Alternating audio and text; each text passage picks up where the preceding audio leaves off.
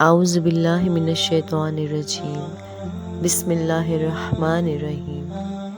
ایک شخص نے رسول اللہ صلی اللہ علیہ وسلم کی خدمت میں آ کر عرض کیا، یا رسول اللہ، فلاں شخص معاذ بن جبل لمبی نماز پڑھاتے ہیں، اس لیے میں جماعت کی نماز میں شریک نہیں ہو سکتا، کیونکہ میں دن بھر اونٹ چرانے کی وجہ سے رات کو تھک کر چکنا چور ہو جاتا ہوں اور طویل قرأت سننے کی طاقت نہیں رکھتا۔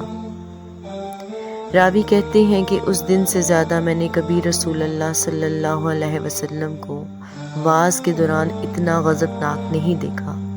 آپ صلی اللہ علیہ وسلم نے فرمایا، اے لوگو، تم ایسی شدت اختیار کر کے لوگوں کو دین سے نفرت دلانے لگے ہو۔ سن لو، جو شخص لوگوں کو نماز پڑھائے تو وہ ہلکی پڑھائے، کیونکہ ان میں بیمار، کمزور اور حاجت والے سبھی قسم کے لوگ ہوتے ہیں۔ صحیح بخاری، حدیث نمبر 90۔